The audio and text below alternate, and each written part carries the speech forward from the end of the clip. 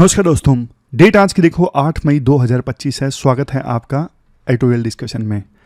आज 3 इश्यूज हम डिस्कस करेंगे, लास्ट में केस स्टडी। सबसे पहला आर्टिकल हम डिस्कस करेंगे ह्यूमन डेवलपमेंट इंडेक्स जो अभी पब्लिश हुआ है। इसमें इंडिया की रैंकिंग इंप्रूव हो गई है। पहले 133 थी, 133, अब 3 स्थान ऊपर आ गया है। इंडिया 130 रैंक हो गई है, लेकिन कुछ कंसर्न अभी भी बरकरार हैं। पहला इशू। दूसरा इशू हम आज डिस्कस करेंगे, इंडिया और यूके ने ट्रेड डील्स जो साइन की है, फ्री ट्रेड एग्रीमेंट साइन हुआ है। काफ़ी बड़ी डील 3 साल की नेगोशिएशन के बाद साइन हुई है। और तीसरा आर्टिकल, काफ़ी सारे जो आर्टिकल्स आज पब्लिश हुए हैं ऑपरेशन सिंदूर के बाद में, तो वैसे तो देखो बहुत सारी ऐसी इन्फॉर्मेशन है जो हमारे काम की नहीं है एग्जाम पर्सपेक्टिव से अगर हम देखें तो, लेकिन कुछ कंसेप्ट्स इंपॉर्टेंट हैं जो जिन पे यूपीएससी क्वेश्चन पूछ सकती है और जो आप आंसर्स में यूज़ कर सकते हो, तो उनको हम कंपाइल करके डिस्कस करेंगे। जैसे कोल्ड स्टार्ट डॉक्ट्रिन है, स्ट्रेटेजिक रिस्ट्रेंट क्या है, ये सारी चीज़ें, न्यूक्लियर ब्लफ क्या है, ये सारी चीज़ें हम डिस्कस करेंगे। और लास्ट में केस स्टडी है। अब चलिए डिस्कशन स्टार्ट करते हैं। हमारी आज के डिस्कशन में फर्स्ट इंपोर्टेंट आर्टिकल, अभी जो लेटेस्ट ह्यूमन डेवलपमेंट रिपोर्ट आई है, इसमें इंडिया की परफॉर्मेंस को एनालाइज किया जा रहा है। इस आर्टिकल में आप सिलेबस में जीएस पेपर 3 के इस टॉपिक से आर्टिकल को रिलेट कर सकते हो।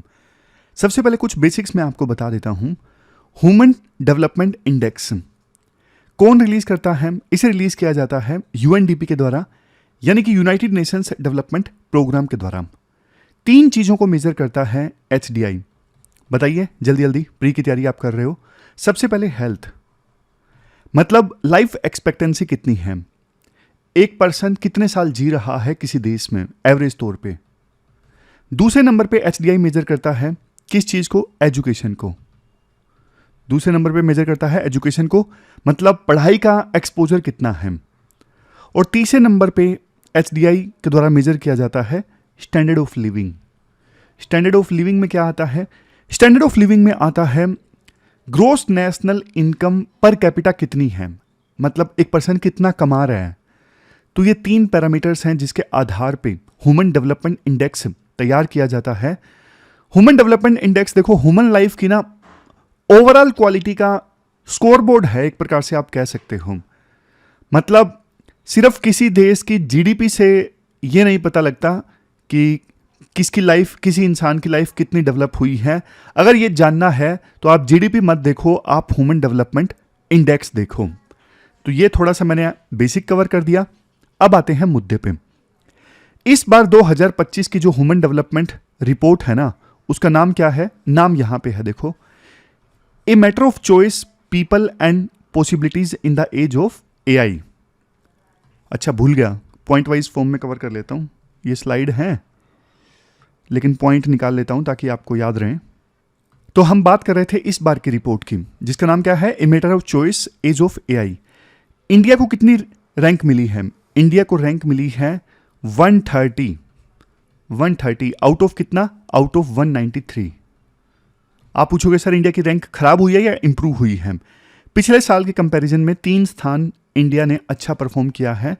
पिछली बार इंडिया की रैंक थी 133।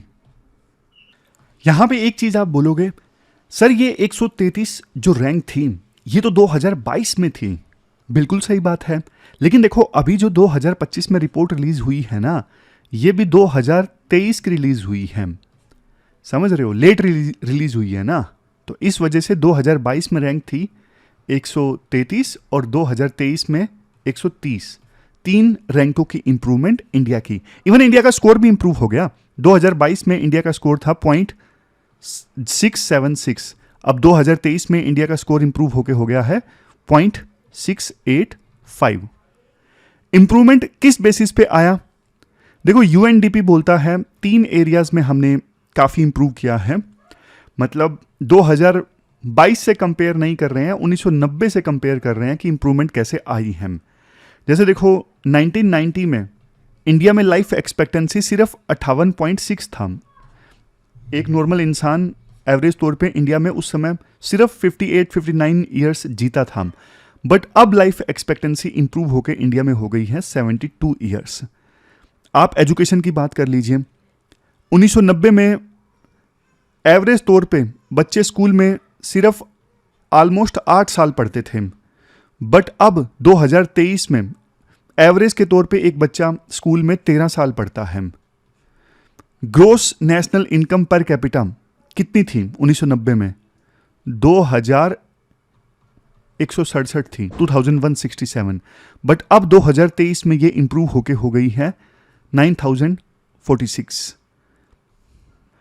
यानी देखो, इंडिया ने ना खास करके महामारी के बाद में काफी तेजी से बाउंस बैक किया है। ह्यूमन डेवलपमेंट इंडेक्स के हर एक पिलर में इंडिया ने इंप्रूवमेंट की है, और इसका श्रेय जाता है काफी सारे जो रिफॉर्म्स हमारे देश में आए, काफी सारी स्कीम्स जो सरकार ने लॉन्च की। जैसे यूएनडीपी ने ना इन स्कीम्स को क्रेडिट किया, जैसे मनरेगा है। मनरेगा में आपको पता है रोजगार मिलता है। आरटीई एक्ट है, राइट टू एजुकेशन एक्ट, ये प्रोविजन करता है फ्री एंड कंपलसरी एजुकेशन का। नेशनल रूरल हेल्थ मिशन है, गांव तक हेल्थ सर्विसेज पहुंची। इसके अलावा अनेकों ऐसी स्कीम्स हैं, जैसे मिड डे मील स्कीम है, प्रधानमंत्री जन आरोग्य योजना अभी सरकार ने चलाई हुई है, 5 लाख तक का इंश्योरेंस मिलता है। तो ये सब जो स्कीम्स है ना, इन सब स्कीम्स ने हमारे देश में एक प्रकार से ना इंक्लूसिव ह्यूमन डेवलपमेंट की नींव रखी है, जिसकी बदौलत इंडिया का स्थान पहले के कंपैरिजन में थोड़ा तो इंप्रूव हुआ है। बट देखो, कुछ अभी ना चैलेंजेस भी हैं, कहानी कंप्लीट नहीं है अभी तक। अगर देखो इनइक्वालिटी से एडजस्ट कर लेना हम ह्यूमन डेवलपमेंट इंडेक्स को, मतलब इंडिया के स्कोर को हम इनइक्वालिटी से एडजस्ट अगर कर लें, ये हो जाता है ISDI। शुरू में जो आई है इसका मतलब है इनइक्वालिटी, इनइक्वालिटी एडजस्टेड HDI। तो फिर देखो इंडिया का जो स्कोर है 30% कम हो जाता है। यहां पे देखो, इनइक्वालिटी को अगर एडजस्ट करें तो ह्यूमन डेवलपमेंट इंडेक्स में इंडिया का स्कोर 30.7% कम हो जाता है। और एशिया पैसिफिक रीजन में किसी भी देश का इनइक्वालिटी एडजस्ट करने के बाद ये सबसे बड़ा लॉस है। मतलब इंडिया में इनइक्वालिटी बहुत ज़्यादा है, इनकम डिस्पैरिटी काफ़ी हाई है, जेंडर डिस्पैरिटी काफ़ी अलार्मिंग है इंडिया में। वैसे कहने को 2023-24 में वुमेन का लेबर फोर्स में जो पार्टिसिपेशन है वो 41.7% हुआ है। आगे वाले स्लाइड में आप देखोगे भी 41.7% हुआ है महिलाओं का लेबर फोर्स में पार्टिसिपेशन। 2017 के कंपैरिजन में तो ये डबल हो गया है। 2017 में लेबर फोर्स में महिलाओं का पार्टिसिपेशन सिर्फ 20.5% था। लेकिन आप देखिए, आप चाइना को देखिए, महिलाओं का लेबर फोर्स में पार्टिसिपेशन कितना 61%, वियतनाम में कितना 72%। अभी भी हम कितने पीछे हैं चाइना और वियतनाम के मुकाबले में। अभी भी देखो कल्चर ऐसा है कि महिलाएं घर का काम संभालेंगी, पुरुष बाहर जाके काम करेंगे। अभी भी पैट्रियार्की काफ़ी इस्टाब्लिश्ड है, अभी भी महिलाएं घर का काम करती हैं, वो अनपेड रहता है, इकोनॉमी में वो काउंट ही नहीं होता। तो जेंडर सेंसिटिव एम्प्लॉयमेंट पॉलिसीज की हमें आवश्यकता है। फिर राइटर ये भी बोलते हैं, कहने को देखो महिलाओं के लिए पार्लियामेंट में और स्टेट असेंबलीज में 1/3 रिजर्वेशन का प्रोविजन जो है वो पास हो चुका है, इंप्लीमेंट अभी नहीं हुआ है। क्लैरिटी नहीं है कि कब इंप्लीमेंट होगा, तो जब तक इंप्लीमेंट नहीं होगा इम्पैक्ट लिमिटेड होगा। तो देखो ऐसी पॉलिसीज का ना तुरंत की तुरंत इन्फोर्समेंट होना चाहिए। महिलाओं का रिप्रेजेंटेशन बढ़ेगा तो फिर सोशल चेंज आएगा। इसके बाद राइटर बोलते हैं और भी चैलेंजेस हैं। देखो आज भी देखो गरीब बच्चों को, स्पेशली SC ST गर्ल्स को प्रॉपर एजुकेशन नहीं मिल रही है। ड्रॉप आउट रेट अभी भी काफ़ी ज़्यादा हाई है, खास करके हायर एजुकेशन में। डिजिटल डिवाइड और ज़्यादा बढ़ गया है, खास करके महामारी के बाद में। HDI देखो तब इंप्रूव करेगा जब सबको इक्वलिटी मिलेगी एजुकेशन में। रिपोर्ट ये भी कहती है 2015-16 से लेके 2019-21 के बीच में 13.5 करोड़ जो लोग हैं मल्टी डायमेंशनल पॉवर्टी से बाहर निकले हैं। बट याद रखो टोटल पॉपुलेशन इंडिया की अब 144 करोड़ है। पॉवर्टी एस्केप रेट देखो काफ़ी स्लो हुआ है महामारी के बाद में, यानी महामारी के बाद में काफ़ी कम लोग गरीबी रेखा से ऊपर आ पाए हैं। तो डेटा के आधार पे, लेटेस्ट डेटा के आधार पे हमें नई पॉलिसीज को इंप्लीमेंट करने की आवश्यकता है, ताकि ज़्यादा लोग गरीबी रेखा से ऊपर आ सकें। फिर देखो एआई के रोल की बात आती है इस ह्यूमन डेवलपमेंट रिपोर्ट 2025 में। इंडिया ने देखो अब 20% एआई रिसर्चर्स को रिटेन किया है और 2019 में तो ये नंबर 0 के बराबर था। मतलब इंडिया में एआई रिसर्चर रुक ही नहीं पा रहे थे, विदेशों में चले जाते थे, बट इंडिया ने अब 20% ग्लोबल एआई रिसर्चर्स को रिटेन किया है जो इंडिया में रहकर काम कर रहे हैं। अच्छी चीज़ है। एआई को कैसे यूज़ किया जाए ह्यूमन डेवलपमेंट इंडेक्स में स्कोर को इम्प्रूव करने के लिए? देखो काफ़ी चीज़ें हैं, जैसे हेल्थ सेक्टर में आपको पता है रिमोट डायग्नोसिस, गांव में बैठा कोई पर्सन अपना इलाज करवा सके। एग्रीकल्चर में smart cropping, paste detection. Education में पर्सनलाइज्ड लर्निंग दी जा सकती है स्टूडेंट्स को। रीजनल लैंग्वेजेस में कंटेंट दिया जा सकता है और एआई का यूज़ किया जा सकता है पब्लिक सर्विसेज में जल्दी समस्याओं का निपटारा करने के लिए।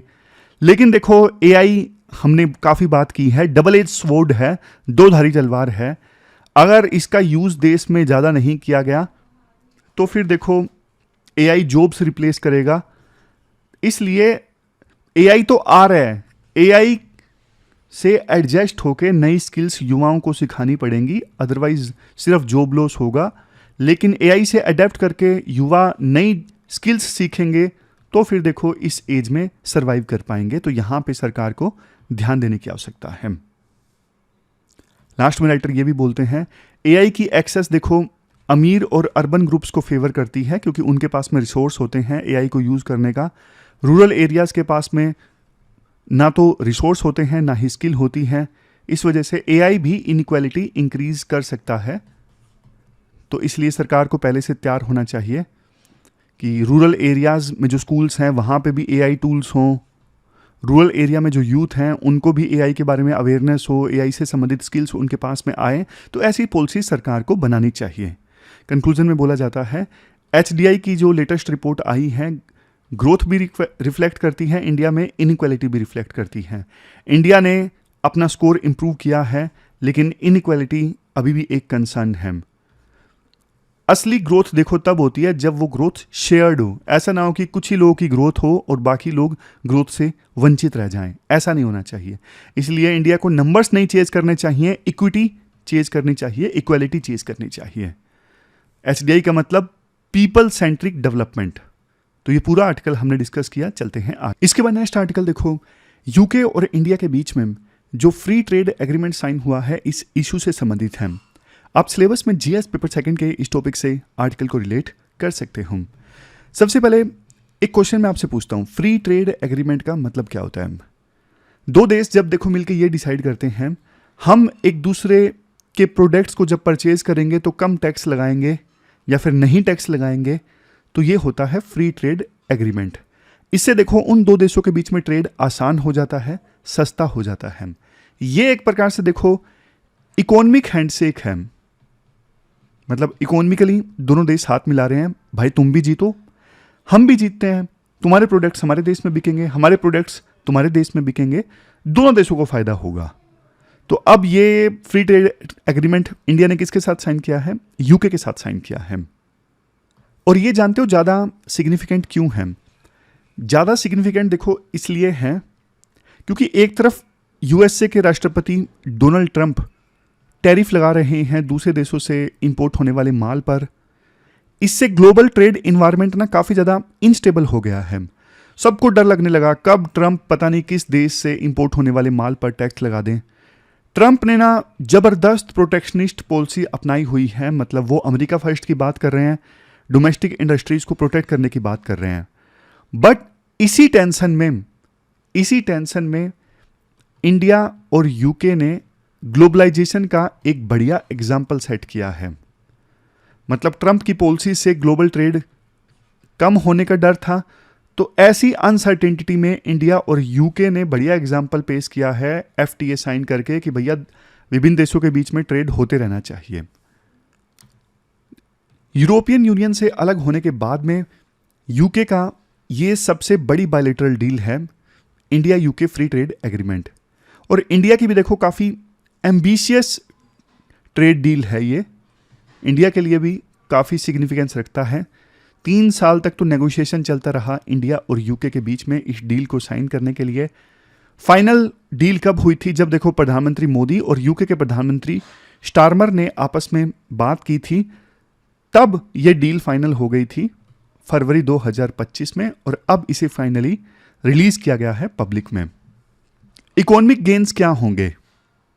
इकोनॉमिक गेन्स देखो दोनों को होंगे, इंडिया को भी और यूके को भी। यूके को क्या फायदा होगा? इनका जो ट्रेड है ना 25.5 बिलियन पाउंड्स इंक्रीज हो जाएगा।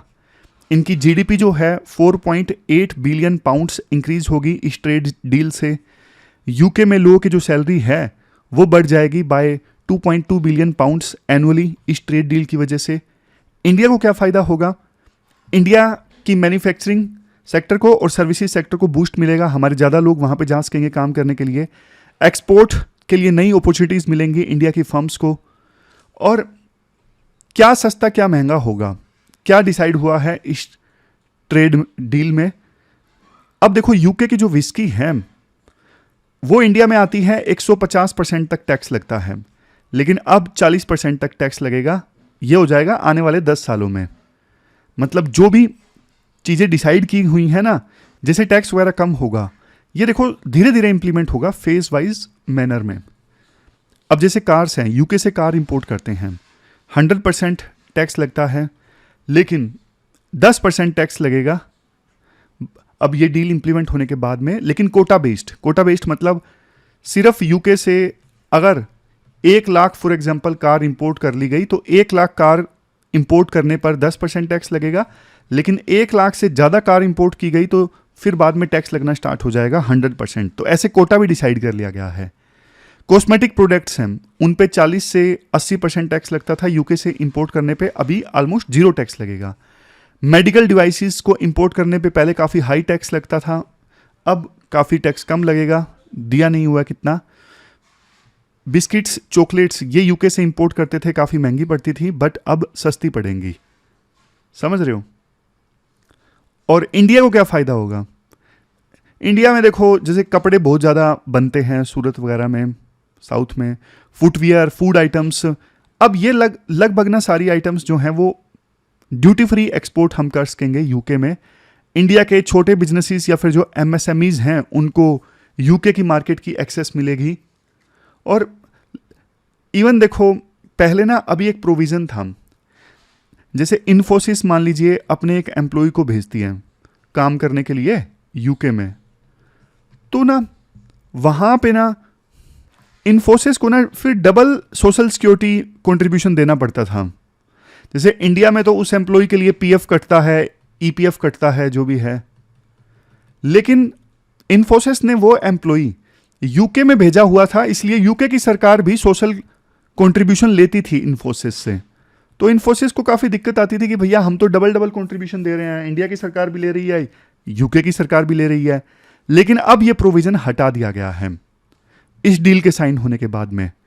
अब एम्प्लॉय का देश ही कंट्रीब्यूशन लेगा। इन्फोसिस ने अपने एम्प्लॉय को यूके भेजा है काम करने के लिए, तो भी इंडिया की सरकार ही कंट्रीब्यूशन लेगी, सोशल सिक्योरिटी कंट्रीब्यूशन यूके की सरकार नहीं लेगी। तो इससे कॉस्ट सेव होगा, इन्फोसिस जैसी कंपनीज का मूवमेंट काफ़ी ज़्यादा आसान हो जाएगा। समझ रहे हो? तो पॉइंट समझ गए ना, no double social security tax, ये पॉइंट है। पॉलिटिकल सिग्निफिकेंस क्या है इस डील की? वैसे देखो यूपीएससी पॉलिटिकल सिग्निफिकेंस पूछने वाली तो है नहीं। पॉइंट ये बोला गया है आर्टिकल में, यूके में वहाँ के जो प्रधानमंत्री है स्टारमर, उन्होंने दिखा दिया कि देखो ब्रेग्जिट से एग्जिट करने के बाद में इतनी बड़ी डील मैंने साइन करवाई है। और इंडिया में प्रधानमंत्री मोदी ने ये बता दिया कि देखो यूके से डील साइन की है तो मेक इन इंडिया और ज़्यादा मजबूत होगा। खैर ये सब यूपीएससी पूछती नहीं है। लास्ट में देखो राइटर ये बोलते हैं, देखो आज़ादी के बाद ना वैसे इंडिया एक प्रोटेक्शनिस्ट कंट्री था।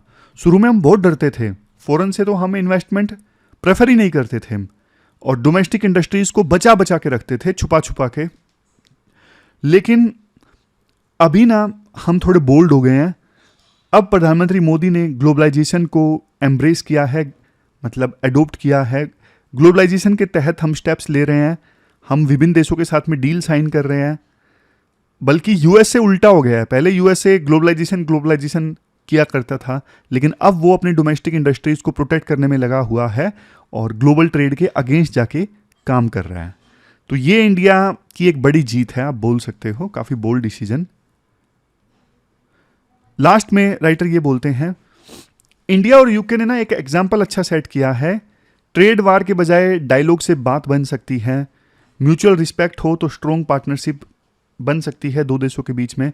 तो ये इंडिया यूके का जो टेम्पलेट है वो दूसरे देश भी ट्रेड क्राइसिस में फॉलो कर सकते हैं, कैसे डिप्लोमेसी की सहायता से प्रोटेक्शनिज्म को हराया जा सकता है। तो ये पूरा आर्टिकल हमने डिस्कस किया, चलते हैं आगे। इसके बाद नेक्स्ट आर्टिकल देखो, कल जो ऑपरेशन सिंदूर भारत की फोर्सेस ने कंडक्ट किया ना पाकिस्तान में, अब इस इशू पे ना काफ़ी सारे आर्टिकल्स न्यूज़पेपर में आए हैं, लेकिन अब देखो वो इन्फॉर्मेशन ज़्यादा डिटेल में कि कितने जगह पे स्ट्राइक्स किया गया, कितने टेरर कैंप्स में, कौन से टेरर कैंप का लेना देना किस आतंकी ग्रुप के साथ में है, वो सब देखो डेप्थ में जानना हमारे लिए ज़रूरी नहीं है, और वैसे भी उस इंफॉर्मेशन को हम यूज़ नहीं कर सकते एग्ज़ाम में।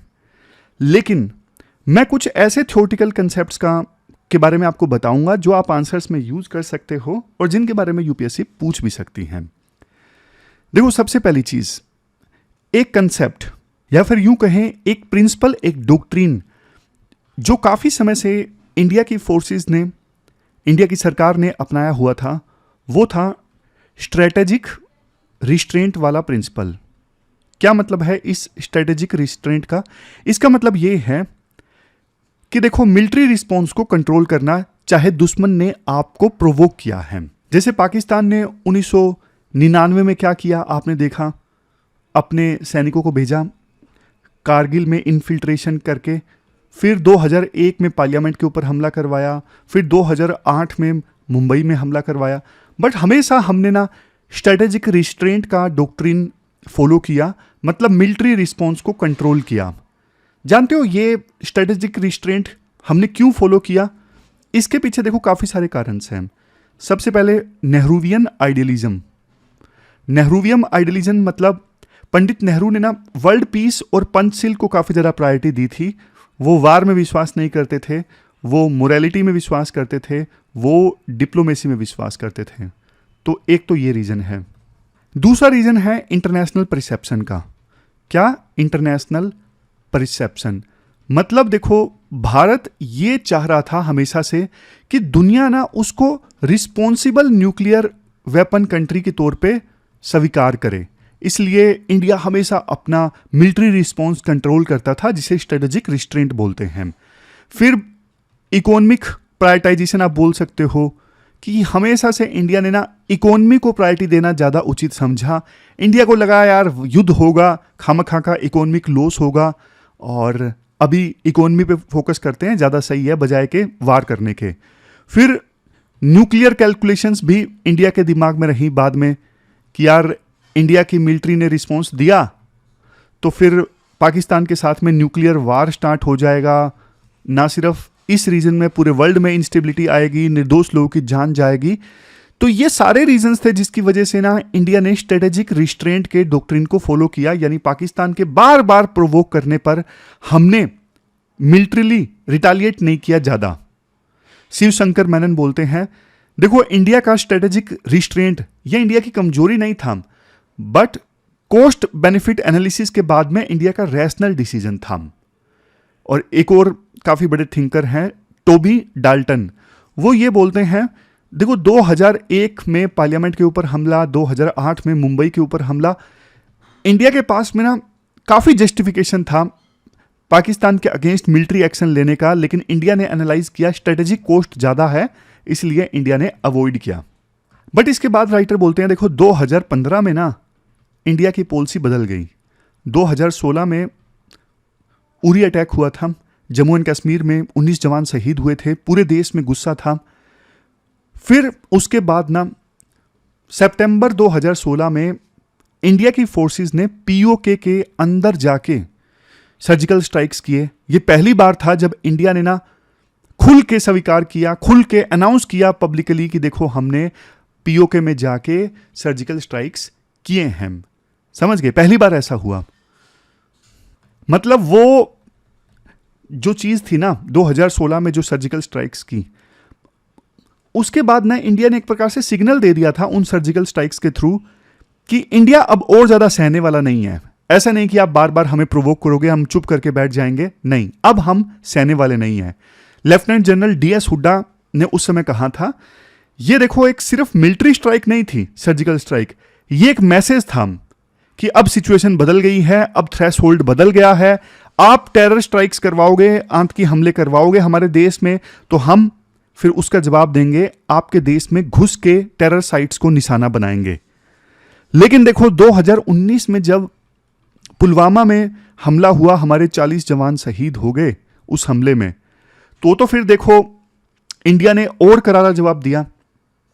इंडिया ने पहली बार 1971 की लड़ाई के बाद पहली बार अपने प्लेन्स को, फाइटर जेट्स को भेजा पाकिस्तान में टेरर जो साइट्स थी उनको निशाना बनाने के लिए। सिग्निफिकेंस समझ गए ना कितना बड़ा था। पहली बार 1971 के बाद इंडिया ने अपने फाइटर जेट्स को पाकिस्तान में भेजा, नॉन POK एरिया में, बल्कि जो टेरर साइट्स थी उनको निशाना बनाया गया। हमें देखो उस समय पता था एस्केलेशन हो सकता है, युद्ध स्टार्ट हो सकता है, बट हम टेरर अटैक का जवाब देने के लिए ना एस्केलेशन के लिए भी तैयार थे, युद्ध के लिए भी तैयार थे। बालाकोट ने एक प्रकार से ना नया प्रेसिडेंट सेट कर दिया था कि देखो अगर टेरर स्ट्राइक होगा तो आपके पास बेशक न्यूक्लियर वेपन्स हैं, कुछ भी हैं, लेकिन हम युद्ध के लिए तैयार हैं। कहने का मतलब देखो ये है, बालाकोट जो स्ट्राइक्स थी ना उनका स्केल कहीं बड़ा था 2016 की सर्जिकल स्ट्राइक से। मतलब इंडिया ने नया थ्रेशोल्ड सेट कर दिया था कि हम घुस के मारेंगे। इवन राइटर ये भी बोलते हैं पाकिस्तान देखो न्यूक्लियर ब्लफ खेलता था। मतलब पाकिस्तान का न्यूक्लियर ब्लफ क्या था? पाकिस्तान का न्यूक्लियर ब्लफ देखो ये था, पाकिस्तान बार बार टेररिज्म को सपोर्ट करता इंडिया में, लेकिन इंडिया को डरा के रखता कि भैया देखो तुमने जवाब दिया तो फिर न्यूक्लियर युद्ध स्टार्ट हो जाएगा। और इसके लिए ना जैसे इंडिया का तो न्यूक्लियर डॉक्ट्रिन है, नो फर्स्ट यूज, हम पहली बारी में न्यूक्लियर वेपन्स का यूज नहीं करेंगे, लेकिन पाकिस्तान का कोई नो फर्स्ट यूज का डॉक्ट्रिन नहीं है। पाकिस्तान तो सीधी धमकी देता है कि हम टैक्टिकल जो न्यूक्लियर वेपन्स हैं वो यूज कर सकते हैं, यानी लो यील्ड वाले जो न्यूक्लियर वेपन्स हैं वो यूज कर सकते हैं। तो ये न्यूक्लियर शील्ड के अंडर पाकिस्तान टेररिज्म को सपोर्ट करता था, क्योंकि वो डरा के रखता था इंडिया को कि तुम जवाब दोगे टेररिस्ट अटैक का तो फिर न्यूक्लियर युद्ध स्टार्ट हो जाएगा। बट इंडिया ने देखो उरी अटैक का जवाब देके और पुलवामा हमले का जवाब देके और अब ऑपरेशन सिंदूर करके पाकिस्तान के न्यूक्लियर ब्लफ को तोड़ दिया है। अब इंडिया ने बोल दिया है भाई तुम्हारी ऐसी की तैसी करना है तो करो स्टार्ट न्यूक्लियर वार, हम तैयार हैं। तो पाकिस्तान जो पहले न्यूक्लियर ब्लैकमेल करता था अब नहीं कर सकता, क्योंकि उसको पता है अब इंडिया तैयार है, इंडिया जवाब देगा, कर लो आ जाओ। यानी इंडिया ने टेररिस्ट अटैक का जवाब देने के लिए स्पेस अब ढूंढ लिया है।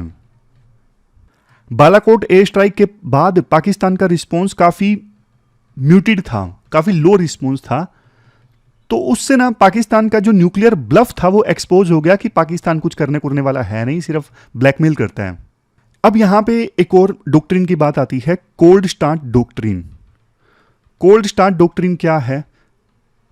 देखो 2001 में ना पार्लियामेंट के ऊपर अटैक हुआ था, उसके बाद एक ऑपरेशन पराक्रम इंडिया ने चलाया था, अपनी फोर्सेस को ना पाकिस्तान बॉर्डर पे मोबिलाइज किया था, लेकिन बहुत लंबा समय लग गया था। काफी क्रिटिसिज्म इंडिया का हुआ था कि यार इतनी स्लो हैं फोर्सेस की मूवमेंट, बहुत ही स्लो हैं। तो ना उस समय ये डॉक्ट्रिन डेवलप किया गया था, कोल्ड स्टार्ट डॉक्ट्रिन, कि जब पाकिस्तान के खिलाफ एक्शन लेना है ना तो पहले से कुछ जो हमारी ट्रूप्स है ना बॉर्डर पे तैनात हों एक्शन लेने के लिए, और बिल्कुल फास्ट स्ट्राइक किया जाए, लाइट की स्पीड से बिल्कुल फास्ट स्ट्राइक किया जाए, पाकिस्तान में जाके अपना गोल अचीव करो और वापस भारत आ जाओ। तो ये था कोल्ड स्टार्ट डॉक्ट्रिन। समझ रहे? इसमें क्या है, इंटीग्रेटेड बैटल ग्रुप्स बनाए गए थे कि हाँ ये जो बैटल ग्रुप्स हैं ये बिल्कुल रेडी स्टेट में रहेंगे पाकिस्तान में एंटर करने के लिए, और कुछ भी टारगेट को हिट करना है या फिर गोल अचीव करना है उसे अचीव करने के लिए। और गोल इस प्रकार से अचीव किया जाएगा कि वो ज्यादा एस्केलेटरी ना हो। ऐसा नहीं कि मतलब युद्ध स्टार्ट कर दिया, युद्ध स्टार्ट होता है तो भयंकर स्टार्ट होता है ना, हर मोर्चे से हो जाता है, लेकिन इंडिया की कुछ ट्रूप्स एक टुकड़ी गई, जल्दी से कुछ गोल अचीव किया, वापस आ गए, जैसे सर्जिकल स्ट्राइक है, तो वो कोल्ड स्टार्ट डॉक्ट्रिन है। इसका सबसे बढ़िया एग्जाम्पल अभी ऑपरेशन सिंदूर है कि किस प्रकार से तीनों फोर्सेस ने मिलकर ये ऑपरेशन चलाया तुरंत के तुरंत। वैसे तो स्टैंड ऑफ पोजीशन से ये मिसाइल्स वगैरह पाकिस्तान के अंदर लॉन्च की गई थी।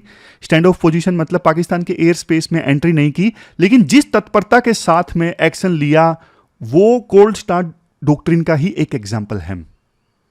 और सबसे बड़ी बात कि देखो ये जो अटैक था ना तब अंजाम दिया गया जब पाकिस्तान रेडी स्टेट में था। रेडी स्टेट में मतलब उसे पता है कि इंडिया जवाब दे सकता है, लेकिन इंडिया ने भी ना डिसेप्शन किया। डिसेप्शन जैसे इंडस वाटर ट्रीटी को सुर्खियों में रखा, प्रधानमंत्री मोदी दूसरी मीटिंग्स अटेंड कर रहे हैं, जैसे कास्ट सेंसस को अलाउ किया गया, बीच में यूके के साथ में डील भी अनाउंस कर दी गई। तो एक प्रकार से ना ये डिसेप्शन था कि भारत अपने रूटीन के काम में लग गया है और जो एक्शन लेना था वो इंडस वाटर ट्रीटी से संबंधित था, अब कोई एक्शन नहीं होगा। लेकिन जब पाकिस्तान कॉम्प्लेसेंट हो गया तो फिर ये जो आप कह सकते हो टेरर कैंप पे अटैक किया गया, अटैक नहीं बोल सकते, कल किसी ने कमेंट किया था भाई इंडिया ने रिटालिएट किया, इंडिया ने एक प्रकार से टेररिस्ट जो थे उनको पनिश किया हमले के लिए जो पहलगाम में हुआ था। कुल मिला के क्या बदल गया है? बदल देखो ये गया है, पहले पूरी दुनिया सोचती थी कि बॉर्डर्स तो इनवायलेबल हैं, एक देश की सेना दूसरे देश के बॉर्डर को क्रॉस करके नहीं जा सकती और स्टेट एक्टर ही वार करते हैं, सेल्फ डिफेंस लिमिटेड है, कोई ज्यादा स्कोप है नहीं सेल्फ डिफेंस का। लेकिन ये सब चीजें बदल गई हैं। अब देखो ये हो गया है नॉन स्टेट एक्टर्स की साइट्स पे भी टारगेट किया जा सकता है, जैसे इंडिया ने किया। Terror groups non state actors हैं, उनकी साइट्स को टारगेट किया गया। और अगर कोई देश की सेना बॉर्डर क्रॉस करके प्रिसाइज अटैक करती है टेरर साइट्स पे, प्रोपोर्शनेट अटैक करती है, सिविलियंस को निशाना नहीं बनाती है, मिलिट्री साइट्स को निशाना नहीं बनाती है, तो उस देश को सपोर्ट मिलेगा जैसे इंडिया को सपोर्ट मिला है। इंडिया विक्टिम स्टेट है, यहां पे विक्टिम स्टेट को पूरा अधिकार है अपनी सुरक्षा करने का। आने वाले सालों में देखो आप देखिएगा टेररिज्म को रिस्पॉन्ड करने के लिए क्रॉस बॉर्डर काइनेटिक रिस्पॉन्स एक एक्सेप्टेड नॉर्म बन जाएगा। इंडिया ने किया है, दूसरे देश भी ऐसा करेंगे, समझ रहे हो? तो अब जो स्ट्रेटेजिक रिस्ट्रेंट शुरुआत में हमने बात की ना, इंडिया का स्ट्रेटेजिक रिस्ट्रेंट था, वो पॉलिसी अब रिवर्स हो चुकी है। अब इंडिया ने डिफेंसिव ऑफेंस की पॉलिसी अपनाई है। तो ये पूरा आर्टिकल हमने डिस्कस किया, मतलब 4-5 आर्टिकल्स का कंपाइलेशन था। अब इसके बाद केस स्टडी देख लीजिए। आप वीडियो को पॉज करके केस स्टडी पढ़ लीजिए, मैं जल्दी से बता देता हूं क्वेश्चन है क्या। आप देखो फार्मास्यूटिकल कंपनी के सीईओ हो, अब आपकी कंपनी ने ना एक डिवाइस बनाया है, एंटी एलर्जेंट डिवाइस। आपकी मोनोपोली है इस डिवाइस में। यह डिवाइस क्या करता है? यह डिवाइस ना अलग अलग तरह के जो एलर्जिक रिएक्शंस हैं उनको टैकल करता है। लाखों लोग हैं जो आपके इस डिवाइस का इस्तेमाल करते हैं एलर्जी से बचने के लिए। कई बार वो एलर्जी लाइफ थ्रेटनिंग भी होती है, कई बार नॉन थ्रेटनिंग होती है। आपकी कंपनी पहले देखो काफ़ी नुकसान झेल रही थी, लॉसेस हो रहे थे, आपकी कंपनी को नुकसान में थी, लेकिन आपने एक डिसीजन लिया कि ये जो एंटी एलर्जेंट डिवाइस है इसकी कीमत को बढ़ा दिया जाए। जब से आपने ऐसा किया तो प्रॉफिट स्टार्ट हो गया, बहुत प्रॉफिट हुआ, क्योंकि प्रॉफिट मार्जिन काफ़ी ज़्यादा है इस डिवाइस को बेचने में। कंपनी के जो स्टेक होल्डर्स हैं वो आपके डिसीजन से काफ़ी खुश हैं, लेकिन पब्लिक काफ़ी विरोध कर रही है कि इतना ज़रूरी डिवाइस है, लाइफ भी बचती है, उसका प्राइस इतना इंक्रीज कर दिया गया है और मोनोपोली है आपकी कंपनी की। इवन पॉलिटिशियंस जो हैं वो भी क्रिटिसाइज कर रहे हैं कि इस कंपनी के इस डिवाइस का दाम इतना ज़्यादा क्यों बढ़ गया है। तो क्वेश्चन ये है, what are the ethical issues involved? कौन सी वैल्यूज़ इस पूरे केस में आप कह सकते हो कि सुर्खियों में है, यूज़ में है, जो भी आप कहोगे, या फिर कौन सी वैल्यूज़ कॉम्प्रोमाइज़ हो रही हैं? और as the CEO of company क्या आप अपने डिसीजन पर फिर से विचार करोगे, ये पूछा गया है।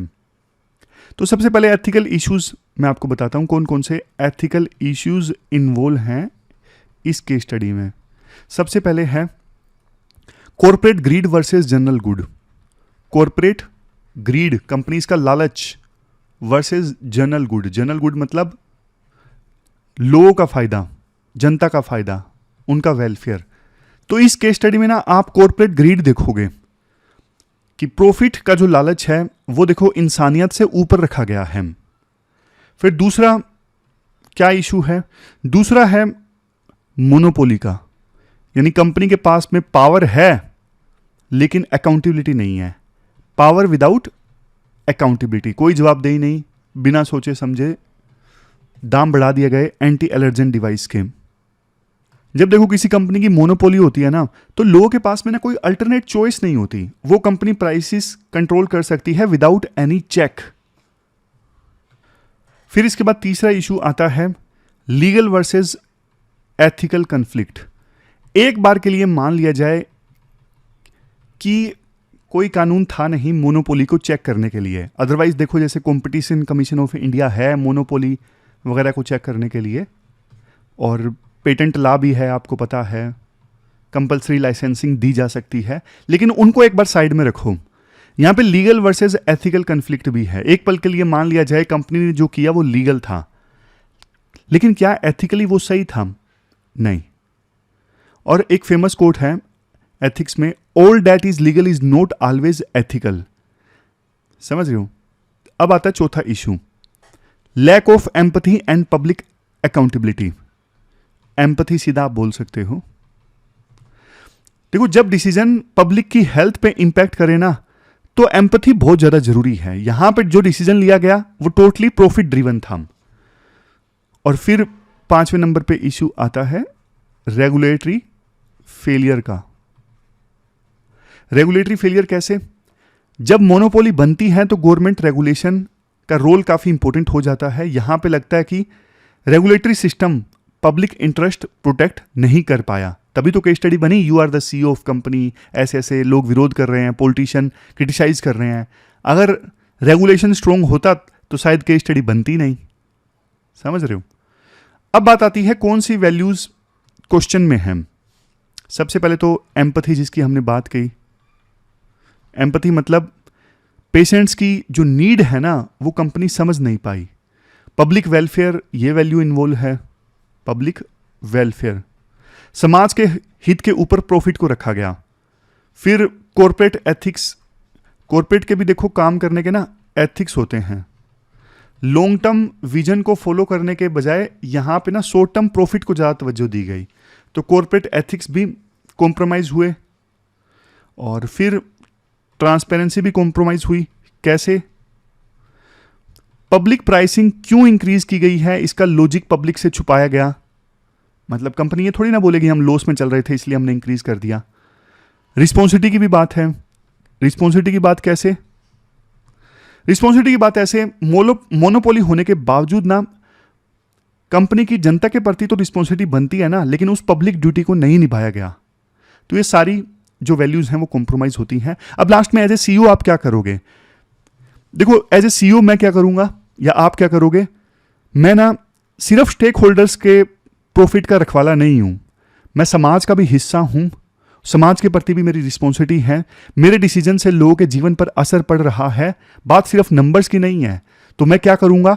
मैं सभी स्टेक होल्डर्स के साथ मीटिंग करूंगा, उनको बताता कि देखो शॉर्ट टर्म तो प्रॉफिट हो रहा है, लेकिन कंपनी की जो इमेज है, ट्रस्ट है, वो सब बर्बाद हो रहा है। ये भी बताता कि देखो कंपनी की जो नेगेटिव पब्लिसिटी है वो बहुत ज़्यादा हो रही है, फ्यूचर में हमारे प्रोडक्ट बिकेंगे नहीं। और फिर मैं कंपनी के स्टेक होल्डर्स को मिनिमल प्राइस प्रपोज करता कि देखो ये प्राइस जो है हमें रखना चाहिए, लॉसेस धीरे धीरे कवर हो जाएंगे, लेट कवर हो जाएंगे, लेकिन अभी कुछ ऐसा प्राइस रखते हैं जिससे ब्रेक इवन हो सके, कंपनी थोड़ा कम नुकसान में जाए, लेकिन डिवाइस जो है वो एक्सेसिबल हो जाए जनता के लिए। तो ये आप कह सकते हो एथिकल मिड पॉइंट होता। या फिर कुछ इनोवेटिव मॉडल भी फॉलो किया जा सकता था, जैसे कुछ लोगों के लिए जो गरीब हैं उनके लिए सब्सिडाइज्ड रेट, और जो लोग अफोर्ड कर सकते हैं उनके लिए थोड़े ज़्यादा रेट, या फिर इंश्योरेंस जिनके पास में है उनके लिए ज़्यादा रेट। ऐसा कुछ डिफरेंट प्राइसिंग वाला मॉडल भी मैं प्रपोज करता। इवन मैं गवर्नमेंट के साथ में भी डील करता कि देखो ये डिवाइस आप बल्क में परचेज कर लीजिए ताकि हॉस्पिटल्स इन्हें प्रोवाइड कर सकें सस्ते दाम पर, आपके लिए भी फ़ायदा, मेरे लिए भी फ़ायदा। और इसके अलावा CSR के तौर पे कुछ डिवाइसेस मैं फ्री में प्रोवाइड करता अगर मेरी कंपनी CSR वाली है तो ये सारे स्टेप्स मेरे द्वारा लिए जाते, आप कह सकते हो, अगर मैं CEO होता तो। अब आप बताओ आप क्या स्टेप्स लेते हैं? आप कमेंट बॉक्स में बताइए। लास्ट में देख लेते हैं हमने क्या क्या डिस्कस किया।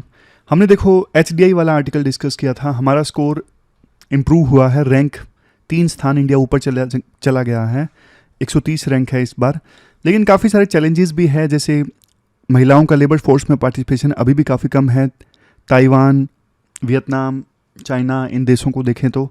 इसके अलावा वुमेन रिजर्वेशन बिल पास तो हो गया, इम्प्लीमेंटेशन क्लियर नहीं है, इनइक्वलिटी अभी भी हमारे देश में काफ़ी ज़्यादा है। तो इन चीज़ों को एड्रेस करना ज़रूरी है। जब देखो ये चीज़ें एड्रेस होंगी तभी देश ग्रो करेगा। असली जो ग्रोथ है वो शेयर्ड ग्रोथ रेट है, मतलब सबको फ़ायदा हो तब मज़ा आए ना। फिर AI का भी जिक्र किया गया कि AI का फ़ायदा सबको होना चाहिए, कुछ ही लोगों को नहीं होना चाहिए। इसके बाद UK वाला आर्टिकल हमने डिस्कस किया, ट्रेड डील UK के साथ साइन हुई है, और अभी जैसे ट्रम्प टैरिफ वगैरह लगा रहे हैं, काफ़ी अनसर्टेनिटी है, तो बढ़िया एग्जाम्पल सेट किया है इंडिया UK ने। दोनों देशों को फ़ायदा होगा, इंडिया को भी UK को भी। और 3 साल तक नेगोशिएशन चली, और बाकी देशों के साथ में भी इंडिया को अब ट्रेड डील साइन करनी चाहिए, सारी चीज़ें थी। ये क्वेश्चन आपको आज अटैम्प्ट करना है, 250 वर्ड्स में क्वेश्चन का आंसर देना है, 15 मार्क्स का ये क्वेश्चन है। तो ये थी हमारी आज की डिस्कशन। मिलते हैं कल फिर से एक नई डिस्कशन के साथ, तब तक आप अपना ध्यान रखिए, अच्छे से पढ़िए। Thank you very much for discussion.